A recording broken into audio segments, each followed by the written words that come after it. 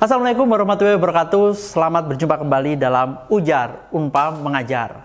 Saya Karisma Danang Juwangga dari Program Studi Pendidikan Ekonomi Fakultas Keguruan dan Ilmu Pendidikan Universitas Pamulang akan menemani kalian semua dalam mempelajari materi sejarah teori ekonomi. Materi kali ini merupakan lanjutan dari serangkaian materi yang sudah kalian pelajari pada pertemuan-pertemuan yang lalu. Dan tentunya masih akan kita sajikan sampai beberapa video ke depan. Jadi, jangan sampai kelewatan ya.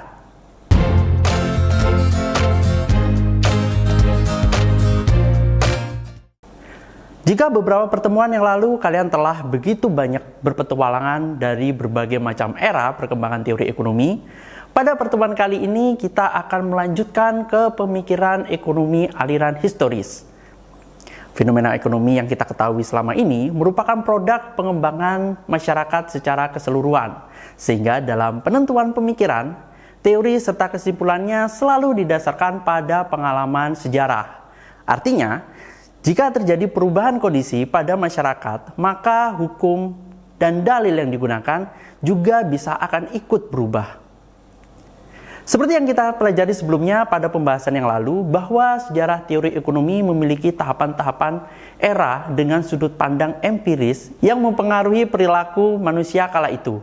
Jika sudah membahas pemikiran ekonomi mulai dari masa Yunani kuno hingga masa neoklasik, kemudian kita akan lanjutkan pada masa historis yang akan kita bahas pada pertemuan kali ini.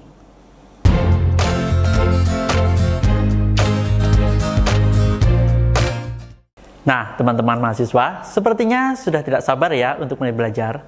Baik, kita akan mulai masuk pada pembahasan materi. Pada pembahasan yang pertama, kita akan membahas mengenai pertumbuhan dan pembangunan yang menjadi bahasan penting dalam aliran sejarah ini. Yang pertama adalah pertumbuhan ekonomi. Teman-teman mahasiswa, pertumbuhan ekonomi mempelajari perekonomian secara makro dalam suatu negara. Tidak terlepas dari beberapa indikator yang mampu menjelaskan bagaimana kondisi ekonomi suatu negara tersebut, yaitu antara lain perkembangan ekonomi, kesejahteraan ekonomi, kemajuan ekonomi, dan perubahan fundamental jangka panjangnya. Beberapa indikator-indikator tersebut merupakan penjelasan dari pertumbuhan ekonomi yang merupakan terjadinya perubahan pendapatan nasional agregatif atau output dari pelaku ekonomi suatu negara, atau juga suatu kondisi yang menunjukkan adanya peningkatan produksi barang dan jasa suatu negara dalam periode tertentu. Pertumbuhan ekonomi menurut Profesor Simon Kuznets adalah kenaikan dalam kemampuan suatu negara untuk menyediakan semakin banyak jenis barang-barang ekonomi pada penduduknya. Kemampuan ini tumbuh sesuai dengan kemajuan teknologinya dan penyesuaian kelembagaan dan ideologis yang diperlukan. Dalam bukunya yang berjudul Teori Pertumbuhan Ekonomi, Budiono juga menjelaskan bahwa pertumbuhan ekonomi secara singkat diartikan sebagai proses kenaikan output per kapita dalam jangka waktu yang panjang. Menurutnya, terdapat 3 aspek yang menjadi titik tekan dari pertumbuhan ekonomi, yaitu yang pertama, pertumbuhan ekonomi merupakan suatu proses. Yang kedua, terjadinya peningkatan output atau pengeluaran per kapita masyarakat. Dan yang ketiga, terjadi dalam waktu yang cukup panjang. Pada aspek pertama, yang mengatakan pertumbuhan ekonomi adalah suatu proses, bukan suatu kondisi ekonomi pada suatu saat saja. Di sini dapat dilihat adanya aspek dinamis dari suatu perekonomian, yaitu melihat perekonomian sebagai suatu yang berkembang atau berubah dari waktu ke waktu. Tekanannya pada perubahan atau perkembangan itu sendiri. Hal tersebut juga disampaikan oleh Adam Smith, bahwa proses pertumbuhan akan terjadi secara simultan dan memiliki hubungan keterkaitan satu dengan yang lain. Nah, meningkatnya kinerja pada suatu sektor ini akan meningkatkan daya tarik bagi pembentukan modal, mendorong kemajuan teknologi, memperkaya spesialisasi, dan memperluas pasar, sehingga akan mendorong percepatan pertumbuhan ekonomi yang semakin tinggi. Aspek kedua, pertumbuhan ekonomi berkaitan dengan kenaikan output per kapita. Dalam hal ini, ada 2 sisi yang perlu diperhatikan. Yang pertama, sisi output total atau Gross Domestic Product atau GDP. Dan yang kedua adalah sisi jumlah penduduk. Output per kapita adalah output total dibagi jumlah penduduk. Suatu teori pertumbuhan ekonomi yang lengkap haruslah dapat menjelaskan apa yang terjadi dengan GDP total dan apa yang terjadi dengan jumlah penduduk. Karena dengan hanya mengaitkan dua aspek tersebut, maka perkembangan output per kapita dapat dijelaskan juga. Pembangunan perbedaan antara pertumbuhan dengan pembangunan. Sudut pandang empiris historis dari pertumbuhan, tentunya definisi pertumbuhan tersebut tidak terlepas dari sudut pandang para ahli yang mencetuskannya. Dalam aliran historis, ada beberapa sudut pandang empiris mengenai aliran historis yang harus kita ketahui. Siapa sajakah mereka? Yang pertama adalah Friedrich List. List merupakan seorang ekonom yang berasal dari Jerman yang dikenal sebagai salah satu ahli ekonomi perdagangan. List lahir di Jerman pada tahun 1817 dan pada tahun 1825 List pergi ke Amerika Serikat dan sempat tinggal di sana. Hingga pada tahun 1830 kembali lagi ke Jerman. Dikarenakan List pernah tinggal di Amerika Serikat, dia ditunjuk sebagai duta besar Amerika Serikat di Leipzig.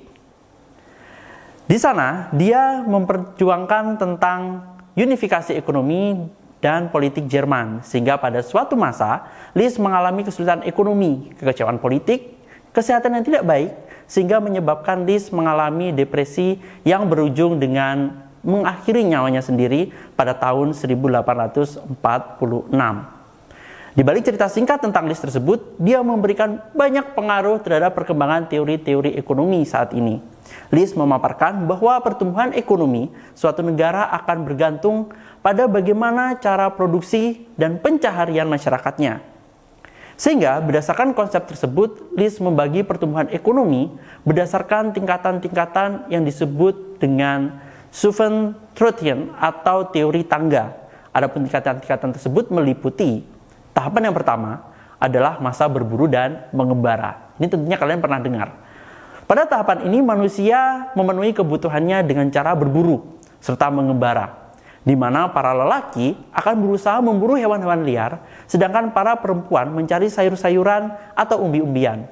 Kondisi inilah yang menciptakan suatu nomaden atau kehidupan yang berpindah-pindah dan mengembara pada masyarakat pada saat itu. Dikarenakan jika di lokasi tertentu hewan buruan dan sayurannya telah habis, maka mereka akan mencari lokasi lain sebagai sumber buruan. Tahapan yang kedua adalah masa berternak dan bertani. Pada tahapan kedua ini, manusia tidak lagi mengembara namun telah menetap di suatu lokasi atau wilayah tertentu. Mereka memenuhi kebutuhan hidup mereka dengan cara berternak dan bertani. Hewan buruan yang dulunya hanya sebagai hewan buruan dimakan, namun tetap pada tahap ini mereka sudah mulai dipelihara atau berternak hewan buruannya. Sehingga pada perempuan yang dulunya hanya mengambil sayuran dan umbi-umbian, pada tahapan ini mereka mulai menanam dan kelak akan dipanen untuk dikonsumsi. Sehingga pada saat itu sudah muncul perkampungan atau desa-desa.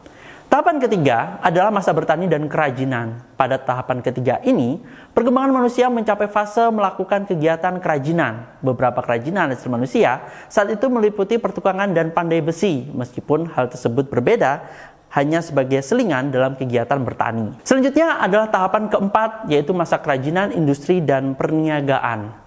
Di masa ini telah terdapat pabrik yang didirikan sehingga aktivitas industri dan perniagaan mulai berkembang. Dengan berkembangnya teknologi dan sarana transportasi, perkembangan juga kegiatan perdagangan bukan hanya skala lokal, tapi masuk pada skala nasional dan internasional. Tokoh selanjutnya adalah Bruno Hildebrand. Bruno Hildebrand merupakan seorang ekonom yang berasal dari Jerman. Pemikiran ekonominya sangat kritis terhadap pemikiran-pemikiran ekonomi klasik, terutama David Ricardo. Dalam pemikirannya, dia menetapkan hukum pembangunan ekonomi yang menyatakan bahwa pembangunan ekonomi itu harus linier, bukan suatu siklus. Hildebrand mendukung teori sosialitas atas dasar agama, moral dasar, dan kepercayaan tentang efek negatif pembangunan terhadap perilaku ekonomi. Hildebrand juga melihat pertumbuhan ekonomi tidak dilihat dari tingkat produksi atau konsumsinya saja, namun juga dilihat dari distribusinya. Sebab itu dia membagi evolusi perekonomian masyarakat menjadi 3 tingkatan, yaitu yang pertama, tukar-menukar secara natural atau barter. yang mungkin sering kita lihat di ekonomi zaman dulu. Yang kedua adalah tukar-menukar dengan menggunakan uang. Dan yang ketiga adalah tukar-menukar yang dapat dilakukan secara kredit, yang sering sekali terjadi pada saat ini. Dari tingkatan tersebut, Arthur Sommer berpandangan bahwa visi Hildebrand tentang masyarakat maju dari barter ke pertukaran moneter sebelum mencapai sintesis tertinggi dalam ekonomi kredit. Hal ini dimaksudkan sebagai manifesto anti-komunis. Dalam skema ini, ekonomi kredit yang berkembang sepenuhnya akan memberikan kemudahan.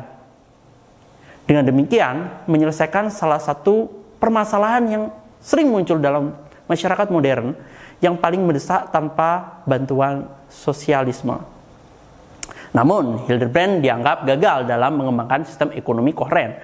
Hal tersebut disebabkan beberapa penelitiannya berdasarkan monografi sejarah yang bersifat deskriptif tentang masalah-masalah ekonomi. Namun karyanya tersebut tidak disusun dalam bentuk kerangka acuan yang terpadu.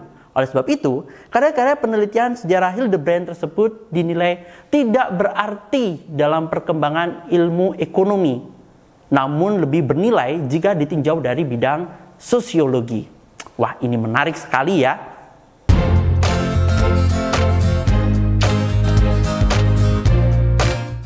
Selanjutnya ada Karl Bacher. Karl Bacher merupakan seorang ekonom, ahli statistik, sejarawan, dan sosiolog. Dia dilahirkan oleh orang tua kelas menengah ke bawah di Kirdorf, sebuah desa di Prusia, Rhineland. Dia belajar ilmu politik, sejarah, dan filologi klasik di Universitas Bonn dan Tübingen. Di awal usia 30-an, dia menghabiskan beberapa tahun di Frankfurt am Main sebagai staf Frankfurter Zeitung. Kemudian dia mengajar di Universitas Dorpat Basel dan yang terakhir di Leipzig. Dia pensiun pada tahun 1917. Teori tahapannya yang terkenal mengklaim untuk mendirikan hukum yang mengatur perkembangan ekonomi Eropa Barat dan Tengah dari zaman kuno hingga zaman modern. Ekonomi kota abad pertengahan yang tinggi yang merupakan objek utama dari studinya sendiri. Ini telah didahului di zaman dahulu oleh ekonomi rumah tangga tertutup, oikos, dan diikuti di zaman modern oleh ekonomi nasional. Dan berikutnya, Volkswirtschaft dalam konteks tulisannya, Bisher, istilah Volkswirtschaft dapat dianggap identik dengan Weltwirtschaft, yaitu ekonomi pertukaran yang luas atau rumah tangga dunia. Oleh sebab itu, secara lebih singkat, Karl Bacher menguraikan pertumbuhan ekonomi suatu negara berdasarkan hubungan produsen dengan konsumen. Menurut Karl Bacher, pertumbuhan ekonomi dibagi menjadi 4 tahap. Apa saja itu? Yang pertama adalah rumah tangga tertutup. Masyarakat berproduksi hanya untuk memenuhi kebutuhan kelompoknya sendiri. Pada masa ini, keluarga mereka masih sangat sederhana, oleh karena itu kehidupannya masih bersifat tertutup dan belum ada pertukaran antar desa atau antar kelompok. Yang kedua adalah rumah tangga kota. Pertumbuhan jumlah penduduk mengakibatkan kelompok atau desa tidak dapat lagi memenuhi kebutuhannya sendiri, sehingga timbul pertukaran antar desa yang disebut dengan perdagangan. Pada masa ini, sebagian kelompok masyarakat membangun tempat khusus sebagai pusat perdagangan dan industri yang disebut kota. Selanjutnya, timbul hubungan dagang antara desa dengan kota. Yang ketiga adalah rumah tangga bangsa atau nasional. Sesuai perkembangan zaman, pertukaran terjadi di satu kota mulai tidak mampu memenuhi kebutuhan penduduknya. Kadang-kadang, suatu kota tidak dapat menghasilkan satu jenis barang saja, dan barang tersebut harus didatangkan dari kota lain. Sehingga terjadilah kegiatan perdagangan antar kota. Nah, perdagangan ini meluas ke seluruh kota, sehingga terbentuk satu kesatuan masyarakat yang melakukan pertukaran perdagangan antar kota dalam suatu negara atau suatu bangsa. Dan yang keempat adalah rumah tangga dunia. Pada masa ini, pertukaran atau perdagangan sudah melewati batas-batas negara. Karena antar negara ternyata saling membutuhkan antara yang satu dengan yang lain. Perdagangan antara negara juga didukung dengan kemajuan iptek yang memudahkan manusia berhubungan dengan negara yang lain. Dalam konteks di zamannya, Volkswirtschaft dihasilkan ketika negara terpusat modern membatalkan hak istimewa kota-kota abad pertengahan, sehingga orang-orang dari pengusaha teritorial lokal secara umum, dan dengan demikian membuka jalan bagi ekonomi pertukaran tanpa batas. Nah, dari 4 tahapan Bachelor tersebut terbukti secara konseptual memiliki makna terbesar. Ekonomi pertukaran bukanlah hal yang baru, tetapi mereka tidak memiliki perspektif dan hanya mencerminkan fakta kehidupan kontemporer saja. Pertukaran dianggap sebagai bagian dari setiap perekonomian. Bachelor adalah orang pertama yang mencatat distorsi yang dihasilkan asumsi ini berkaitan dengan sejarah ekonomi pramodern. Dalam pengertian ini, dia menolak sama sekali tentang ekonomi klasik sebagai dasar yang kuat untuk studi sejarah ekonomi. Tokoh berikutnya adalah Walt Whitman Rostow. Lahir pada tanggal 7 Oktober 1916 di kota New York dan meninggal pada 13 Februari tahun 2003 di Austin, Texas. Rostow merupakan seorang sejarawan dan ekonom, wakil asisten untuk urusan keamanan nasional di bawah kepemimpinan Presiden John F. Kennedy, Ketua Dewan Perencanaan Kebijakan di Departemen Luar Negeri, dan asisten khusus Presiden Lyndon B. dan untuk urusan keamanan nasional. Buku pertamanya, The American Diplomatic Revolution, berdasarkan ceramah perdananya di Universitas Oxford pada November 1946, diterbitkan pada 1947. Tahun berikutnya melihat penerbitan buku lain, Essay of the British Economy of the 19th Century. Pada tahun 1950, Rostow diangkat sebagai profesor sejarah ekonomi di Massachusetts Institute of Technology. Tahun berikutnya, dia juga diangkat sebagai anggota staf pusat studi internasional di universitas itu. Rostow melanjutkan di kedua pos sampai tahun 1961.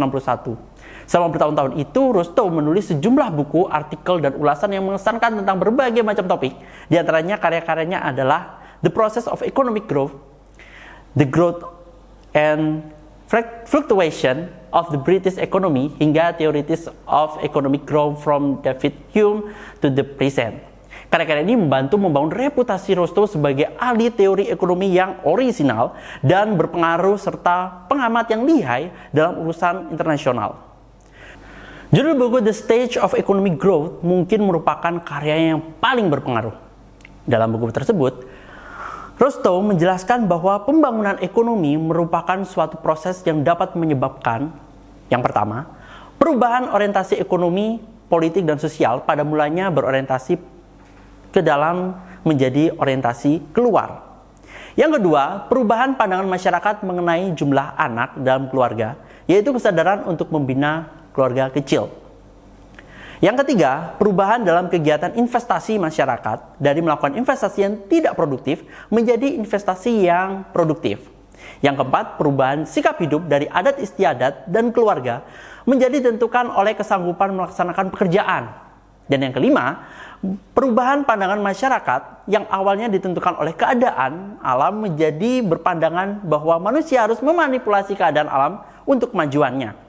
Rostow melengkapi konsep tersebut dengan mengajukan teori yang berusaha mengeneralisasikan pola sejarah ekonomi modern dalam bentuk serangkaian tahapan pertumbuhan ekonomi yang meliputi masyarakat tradisional, prasyarat untuk take off, dorongan menuju kedewasaan, dan konsumsi yang tinggi.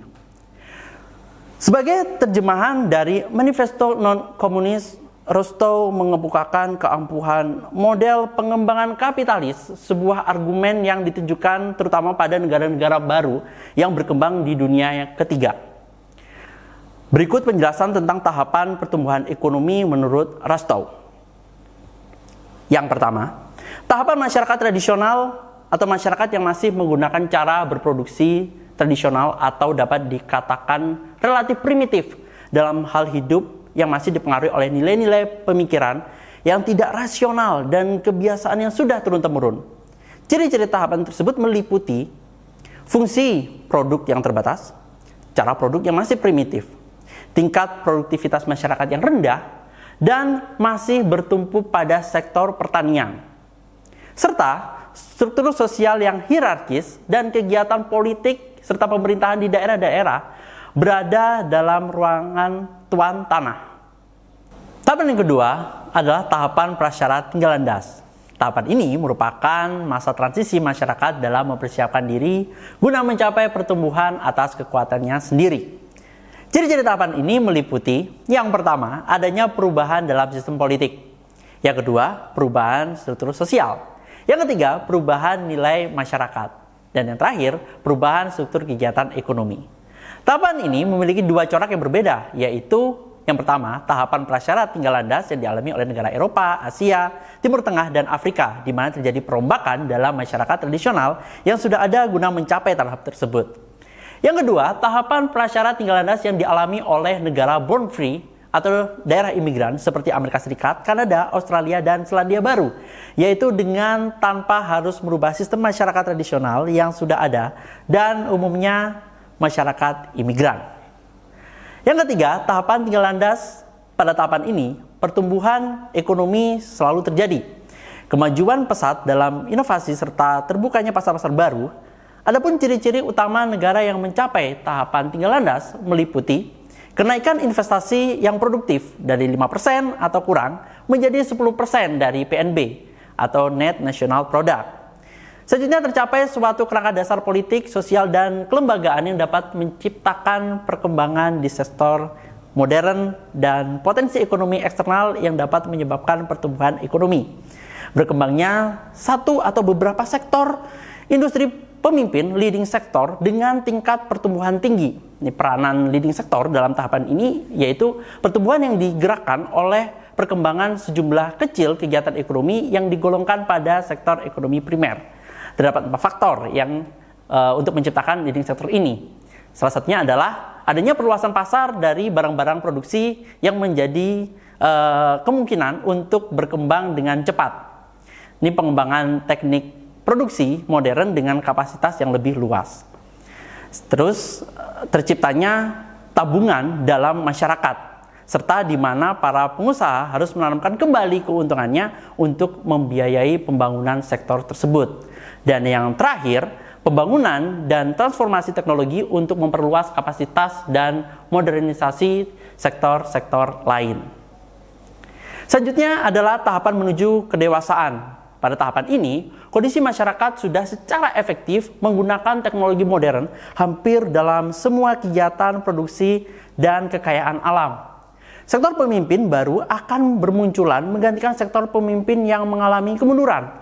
Karakteristik non-ekonomi pada tahapan ini menuju kedewasaan. Antara lain, struktur dalam kegiatan tenaga kerja berubah. Kepandaian dan keahlian pekerja ini bertambah tinggi. Sektor industri bertambah penting peranannya dan sektor pertanian menurun peranannya. Selanjutnya, sifat kepemimpinan dalam perusahaan mengalami perubahan. Peran manajer profesional semakin penting dan menggantikan kedudukan pengusaha pemilik. Lalu masyarakat sudah bosan dengan keajaiban yang diciptakan industrialisasi sehingga menimbulkan kritik-kritik. Beberapa negara menjadi contoh mencapai tahap ini. Menurut Rostow, ini seperti Inggris tahun 1850, Amerika 1900, Jerman dan Perancis 1910, Swedia 1930, Jepang pada tahun 1940, Rusia dan Kanada pada tahun 1950. Tahapan selanjutnya adalah tahapan konsumsi tinggi, the age of high mass consumption. Dalam tahapan ini, perhatian masyarakat menekankan pada masalah konsumsi dan kesejahteraan masyarakat, bukan lagi pada masalah produksi. Adapun tujuan masyarakat yang ingin dicapai pada tahapan ini yaitu, yang pertama adalah membesar kekuasaan pengaruh ke luar negeri dan kecenderungan berakibat penjajahan terhadap bangsa lain. Ini seperti yang dialami oleh merkantilisme. Selanjutnya adalah penciptakan negara kesejahteraan dengan cara mengusahakan terciptanya pembagian pendapatan yang telah merata. Ini melalui sistem pajak progresif. Ini semakin banyak, ini akan semakin besar. Selanjutnya meningkatkan konsumsi masyarakat melebihi kebutuhan pokok, sandang, pangan, papan, menjadi konsumsi terhadap barang tahan lama dan barang-barang mewah. Ini beberapa contoh negara pertama yang mencapai tahapan ini adalah Amerika Serikat pada tahun 1920, Inggris pada tahun 1930, Jepang dan Eropa Barat tahun 1950, dan Rusia ini terjadi pada pasca Stalin.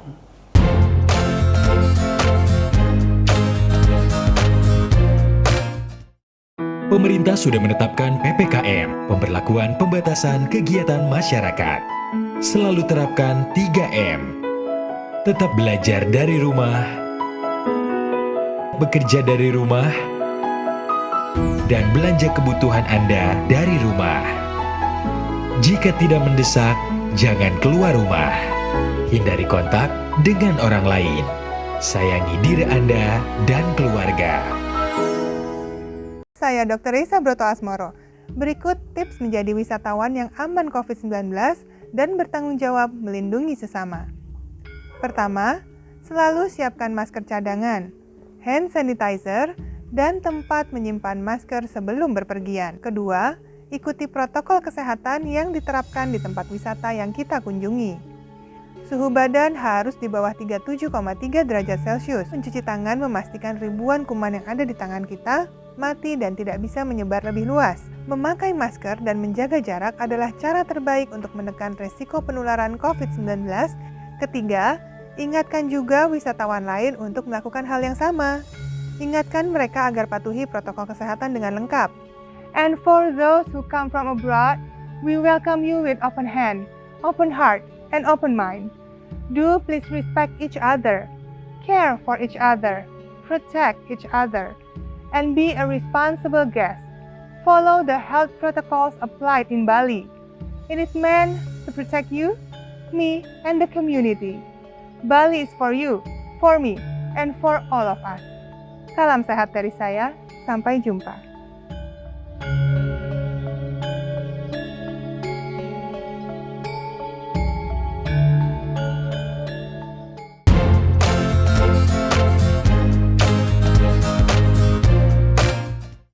Baik teman-teman mahasiswa, dengan pemaparan tadi, coba kalian sebutkan pemikiran tokoh mana yang dapat diterapkan pada perekonomian saat ini. Saya rasa kalian pasti bisa menjawabnya.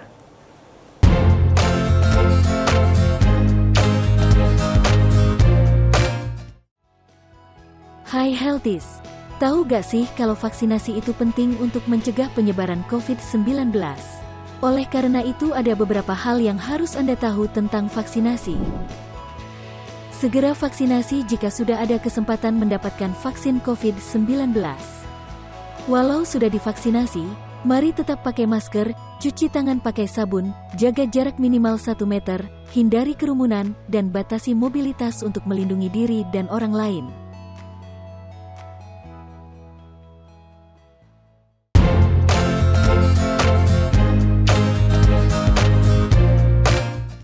Teman-teman mahasiswa yang saya banggakan, setelah membahas materi tersebut, dapat kita simpulkan bahwa dalam aliran historis, terdapat beberapa poin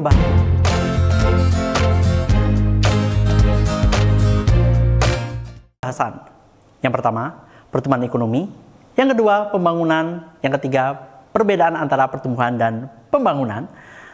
Lalu ada sudut pandang empiris historis dari pertumbuhan tokoh-tokoh pemikiran aliran historis. Jangan sampai lupa ya, mulai dari Friedrich List, Karl Barth, Bruno Hildebrand, dan Walt Rostow.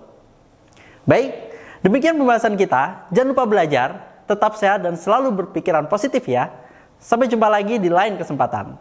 Saya Karisma Danang Yuangga, pamit undur diri. Wassalamualaikum warahmatullahi wabarakatuh. Salam ujar.